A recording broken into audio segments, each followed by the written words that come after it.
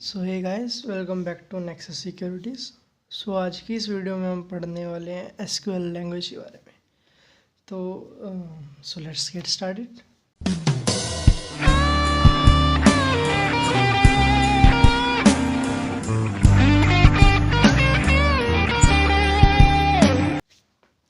सो सबसे पहले हम डाटाबेस के बारे में जान लेते हैं। तो डाटाबेस क्या है? कोई भी वेबसाइट है, वेबसाइट का एग्जांपल लेते हैं। जैसे उसके अंदर कुछ मान लो पोस्ट वगैरह दिख रही है आपको स्क्रीन पे, इमेजेस वगैरह दिख रही हैं, या आप उसमें लॉगिन वगैरह कर रहे हो। तो वो सब कुछ कहाँ से, जैसे आपने लॉगिन किया, आपने यूज़र नेम डाला कुछ भी और पासवर्ड भी डाल दिया, 1 2 3 डाल दिया लाइक। तो वो चेक कर रहा है कि ये यूज़र एग्जिस्ट करता है कि नहीं, और अगर करता है तो इसका पासवर्ड यही है कि नहीं। तो वो कहाँ से चेक करेगा? वो एक बैकएंड में डाटाबेस होता है, वहाँ से चेक करेगा। डाटाबेस में क्या होता है? डाटाबेस में कुछ भी स्टोर कर सकते हो आप। इमेजेस हो गए, लाइक कंटेंट हो गया आपका, और पोस्ट वगैरह होगी, या यूज़र का डाटा जैसे यूज़र नेम, पासवर्ड्स। ठीक है। तो अगर वो वेरीफाई किया उसने बैकएंड डाटाबेस से, और आप उस डाटाबेस के अंदर भी हो, तो वो आपको एक्सेस दे देगा अपने वेब पेज का, वरना नहीं देगा। ठीक है। तो डाटाबेस का मेनली काम क्या है? स्टोर करना, अपने मतलब थिंग्स को स्टोर करना, डाटा को स्टोर करना। ठीक है। अब डाटाबेस मैनेजमेंट सिस्टम क्या होता है? डाटाबेस मैनेजमेंट सिस्टम एक तरीके का एक इंटरफेस है, एक तरीके का आपको एपीआई से मिल सकता है, तो या कोई एप्लीकेशन हो सकती है जो कि क्या करेगा, वो उस डाटाबेस को मैनेज करेगा, जो आपका बैकएंड में डाटाबेस है उसे मैनेज करेगा। जैसे माई सीक्वल इसका सबसे बड़ा एग्जांपल है। माई सीक्वल एक डाटाबेस मैनेजमेंट सिस्टम है जो कि आपको कैपेबिलिटी देता है कि आपका जो डाटाबेस है वेबसाइट्स का, या कोई भी पर्टिकुलरली कुछ भी हो सकता हो, उसे आप मैनेज कर सकते हो, वहाँ पे क्रिएट कर सकते हो उसे, उसमें डाटा देख सकते हो, रिट्रीव कर सकते हो, मॉडिफाई कर सकते हो, या डिलीट कर सकते हो। ठीक है। तो यहाँ पे यही है। ये पीडीएफ मैं आपको लिंक दे दूँगा नीचे डिस्क्रिप्शन में, वहाँ से डाउनलोड कर लेना। तो types of database, there are 2 types of database, relational database and non relational. Non relational को हम नोसीक्वल डाटाबेस भी कहते हैं। अब रिलेशनल डाटाबेस है ना, इसमें डाटा किस में स्टोर होएगा? टेबुलर फॉर्मेट में होगा, मतलब टेबल्स की फॉर्मेट में होगा। ठीक है। अब टेबल्स की फॉर्मेट में होएगा तो मतलब इसमें एक रो होगी, एक कॉलम होएगा। ठीक है। रो कौन सा होता है? हॉरिजॉन्टली जो स्टोर होता है, देखो दिखाता हूँ। जैसे ID, user name, first name, last name जो है, ये क्या है? रो है। ठीक है। और कॉलम क्या हो गया? कॉलम हो गए एडमिन, टेस्ट, ऐसे, ये जो ऊपर से नीचे है ना, ये कॉलम हो गया आपका। ठीक है। तो रिलेशनल डाटाबेस में वो रोज़ और कॉलम्स की फॉर्मेट में स्टोर करते हैं। तो इसकी रिलेशनल डाटाबेस में थोड़ी सी ग्लोसरी होती है, वो पढ़ लेते हैं, लाइक कुछ कीवर्ड्स वगैरह होते हैं। तो ये सबसे पहला रिलेशन क्या होता है कि मतलब जिस टेबल के अंदर वो स्टोर हो रहा है डाटा, उस टेबल को हम एक तरीके से रिलेशन कहते हैं इनकी भाषा में, एसक्यूएल की भाषा में। और डोमेन क्या होता है? डोमेन एक तरीके का एक ऐसा सिंक मतलब सोर्स होता है जहाँ से वो सारा डाटा आ रहा है। मान लो आपके पास कोई रिसेप्शन का एरिया है, वहाँ पे आप एंट्री कर रहे हो, तो वो जो एंट्री कर रहे हो जिसे इंटरफेस पे, वो आपका डोमेन हो गया। और जा कहाँ रहा है वो? डाटाबेस में जा रहा है डाटा। टपल क्या हो गई? टपल हम कहते हैं रो को, रोज होती है ना टेबल्स में, उसे हम कहते हैं टपल्स। अब अगला हो गया एट्रीब्यूट। एट्रीब्यूट होता है कॉलम, वर्टिकल वाला। और टप्पल्स हो गई हमारी हॉरिजॉन्टल वाली। टप्पल मतलब रोज, और एट्रीब्यूट मतलब कॉलम्स। ठीक है। अब हो गया डिग्री। डिग्री क्या होता है? Number of attributes in a relation, मतलब एक टेबल के अंदर कितने नंबर ऑफ एट्रीब्यूट्स, मतलब कॉलम्स, जितने नंबर ऑफ कॉलम्स है उतनी उसकी क्या हो जाएगी? डिग्री हो जाएगी। अब कार्डिनलिटी होगी number of tuples in relation. Tuples क्या है? टपल्स होती रो, एक टेबल के अंदर जितनी रो है उसे हम कहेंगे क्या? कार्डिनलिटी। ठीक है। अब आ गया हमारा प्राइमरी की। प्राइमरी की क्या होता है कि मतलब जो कि यूनिकली आइडेंटिफाई हो। जैसे यहाँ पे दिखाते हैं, यहाँ पे जो आपकी आईडी है ये यूनिक है, 1 2 3 4, ये यूनिकली है, तो इसे हम क्या कहेंगे? प्राइमरी क्या की कह सकते हैं इसे हम। नहीं भी हो सकती, वो डिपेंड करता है हमारे ऊपर, पर ये प्राइमरी की कह सकते हैं। अब कैंडिडेट की मतलब ऑल, बाकी जितने भी अदर एट्रीब्यूट्स हैं जो कि एक प्राइमरी की बनने के काबिल है, उसे हम कैंडिडेट की कहेंगे। ठीक है। ऐसे ही फॉरेन की हो गया। फॉरेन की मतलब एक हमारे टेबल है, यहाँ पे एक ऐसी मतलब मान लो कोई चीज़ है, यहाँ पे मान लो यूज़र आईडी है जो कि दूसरे टेबल की क्या है? प्राइमरी की है, और वो हमारे टेबल के अंदर जो है वैसे ही मतलब एक एट्रीब्यूट है, कोई की वगैरह नहीं है।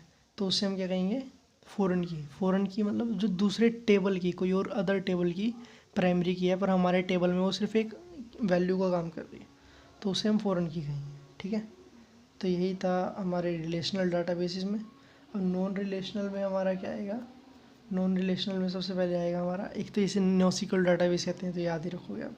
तो इसके अंदर आएगा की वैल्यू पेयर हो गया, या डॉक्यूमेंट बेस्ड हो गया, या ग्राफ सीक्वल हो गया, या वाइड कॉलम हो गया। इसके अंदर मतलब कोई परफेक्ट एक तरीके का स्कीमा डिफाइंड नहीं होता। जैसे टेबुलर फॉर्मेट में तो एक परफेक्ट स्कीमा है, आपको दिख रहा है, पर इसमें परफेक्ट स्कीमा नहीं होता। इसमें देखो ऐसे स्टोर होता है डाटा, ऐसे इस फॉर्मेट में, मतलब जेसन फॉर्मेट है, ये भी वेबसाइट्स में यूज़ होता है। तो नो सीक्वल में तो इतना पढ़ने को कुछ था नहीं। तो अब सबसे पहले आपको कनेक्शन करना आना चाहिए। तो कनेक्शन करने के लिए टर्मिनल खोला मैंने, sudo su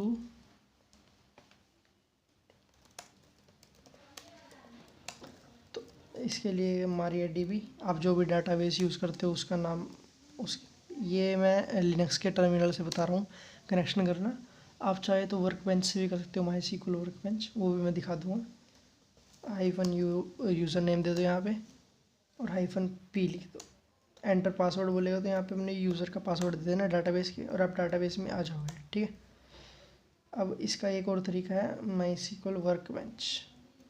अगर कोई बंदा विंडो यूज़ कर रहा है तो MySQL वर्कबेंच इंस्टॉल कर लेना अपने उसमें। सबसे पहले MySQL की वेबसाइट पर जाके MySQL डाउनलोड कर लेना, और फिर वहाँ पे वर्कबेंच सर्च करना, वर्कबेंच भी डाउनलोड कर लेना। इंस्टॉल करके आपका ये सारा चल जाएगा, काम हो जाएगा। अगर नहीं होता तो मैं करवा दूँगा एक बार इसे भी। तो जैसे मैंने लॉगिन किया, यहाँ से भी हो जाएगा सिंपल।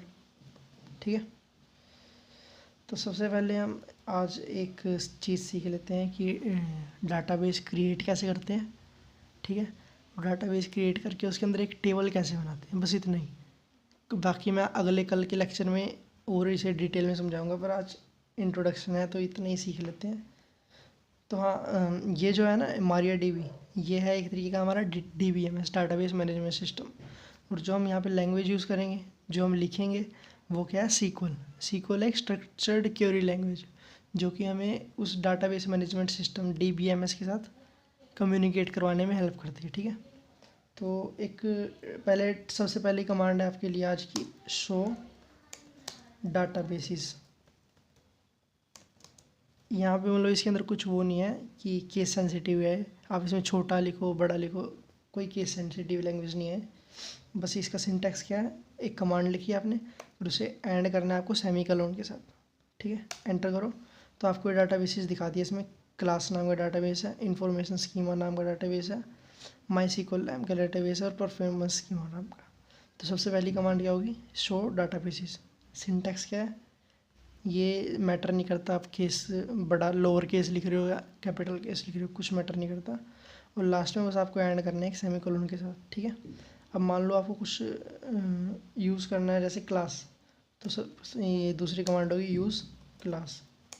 आपने क्लास नाम का डाटाबेस यूज़ करना है तो एंटर करा, तो यहाँ पे डाटाबेस चेंज दिखा गया। ठीक है, मतलब डाटाबेस चेंज हो चुका है। हमें यूज़ नहीं करना, हमें क्या करना है, एक डाटाबेस क्रिएट करना है।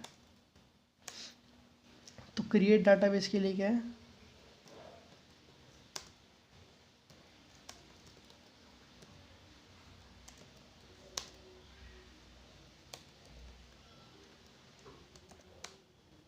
देखो क्रिएट डाटाबेस के लिए कमांड है क्रिएट डाटाबेस क्लास, मतलब जो भी नाम देना है आप, क्रिएट, ये कमांड है आपकी क्रिएट डाटाबेस। क्रिएट डाटाबेस क्या बता रहा है DBMS को कि एक डाटाबेस हमें क्रिएट करना है। उसका अगला जो पैरामीटर यहाँ पे वो लेगा वो है उसका नेम, आपको किस नाम से क्रिएट करना है। मैंने लिखा क्लास 12। ठीक है, और यहाँ पे लिखा गया 0 रोज अफेक्टेड, मतलब 1 रो अफेक्टेड, क्यूरी ओके। अब मैं यहाँ पे देखना चाहता हूँ कि क्रिएट हुआ है, तो उसी लिए कमांड क्या थी, शो डाटाबेसिस। अब यहाँ पे हमारा क्लास 12 नाम का एक ये क्रिएट हो चुका है। अब हम इसे यूज़ करते हैं, यूज़ क्लास 12। ये दो कमांड्स आपने सीख ली, 3 मतलब, एक क्रिएट डाटाबेस की होगी। तो अगली कमांड क्या है, शो टेबल्स। ये कमांड क्या दिखाएगी आपको कि आपके डाटाबेस के अंदर कितने टेबल हैं, वो आपको दिखा देगी। तो अभी कोई भी टेबल नहीं है तो नहीं दिखाया। तो अगली कमांड क्या होगी देख। सो अब हमें एक टेबल क्रिएट करना है, तो उसके लिए ये कमांड लिखी मैंने, क्रिएट टेबल। टेबल का नाम मैंने बनाया लॉगिन्स। अब इसके अंदर एक आईडी नाम का मैंने वो दिया, पैरामीटर दिया, जिसकी वैल्यू जो है इंट में जाएगी, मतलब इंटीजर उसमें जाएगी, इंटीजर फॉर्मेट में। तो अगला है यूज़र नेम, इसकी वैल्यू जाएगी वैरकर, जो कि 100 के बिट्स तक लिमिटेड है, मतलब 100 बिट्स इसके अंदर मैक्सिमम वैल्यू आ सकते हैं, बाइट्स सॉरी। पासवर्ड अगला पैरामीटर है, जिसके अंदर वैरकर वैल्यू ही जाएगी, 100 बाइट्स की जाएगी। डेट ऑफ ज्वाइनिंग, ये डेट टाइम है, इसके अंदर हम डेट देंगे। एंटर किया, 0 रोज अफेक्टेड। अब मैं लिखूँगा शो टेबल्स। तो इसने लॉगिन नाम का एक टेबल बना दिया। अब मैं यहाँ पे सिलेक्ट, ये चलो कल बताएंगे, डिस्क्राइब करूँगा लॉगिन्स नाम के टेबल को। तो ये बता दिया मेरे को इसके अंदर क्या क्या पैरामीटर मैंने सेट किए हैं, उनका क्या क्या डाटा टाइप रखा है, ठीक है। नल मतलब अभी खाली है कि नहीं, वो पैरामीटर भी उसके अंदर कुछ वैल्यू हुई तो यहाँ पे नल नहीं आएगा। बाकी ये डिफ़ॉल्ट वैल्यू अगर मेरे को रखनी होती कुछ, अगर उसके अंदर मैं कुछ पास नहीं कर रहा तो उसके अंदर डिफ़ॉल्ट वैल्यू क्या जानी चाहिए, यहाँ पे वो लिखना था मेरे को, अगर देनी होती है। आगे सब पढ़ेंगे हम, फ़िलहाल के लिए इतना ही। तो आज की लेसन में हमने क्या क्या पढ़ा। सबसे पहले डाटाबेस के बारे में पढ़ा क्या होता है, फिर डाटाबेस मैनेजमेंट सिस्टम, फिर रिलेशनल डाटाबेस क्या होता है, नॉन रिलेशनल क्या होता है। तो रिलेशनल में हमने फिर क्या किया, कनेक्शन करना सीखा कैसे, MariaDB या MySQL जो भी है आपके टर्मिनल के अंदर, -u यूज़र नेम दे देना, यहाँ -p पासवर्ड दे देना, ठीक है। और अगर आपको इससे नहीं करना तो वर्कबेंच से भी मैंने बता दिया था आपको, वर्कबेंच से सिंपली आप लॉगिन करके कर सकते हो, ठीक है। और आज की क्लास में हमने कमांड्स क्या क्या सीखी। सबसे पहले शो डाटा बेसिस, ये केस सेंसिटिव नहीं है, छोटा बड़ा कुछ भी हो सकता है, ठीक है। डाटाबेस सीख ली। अब इसके अंदर हमने इसके बाद किया हमने यूज़ डाटाबेस नेम, जो डाटाबेस आपको यूज़ करना है उसका नाम देना है आप डाटाबेस नेम में जाना, ठीक है। तो इसके बाद करा हमने शो टेबल्स नाम की कमांड यूज़ की थी, एक हमने की है क्रिएट टेबल की, ये वाली कमांड क्रिएट टेबल। इससे हमने क्या बनाया है, लॉगिन नाम का टेबल बनाया है। ये सब मैं आगे आपको पढ़ाऊँगा, ये सारा का सारा। और इसके बाद हमने करा डिस्क्राइब नाम की कमांड यूज़, एक डिस्क्राइब, और यहाँ पे लिख दिया table name. Describe table name में क्या बताएगा, टेबल का स्कीमा बताएगा कि उसमें क्या क्या पैरामीटर सेटेड है, क्या क्या नहीं है। तो आज की क्लास में इतना ही।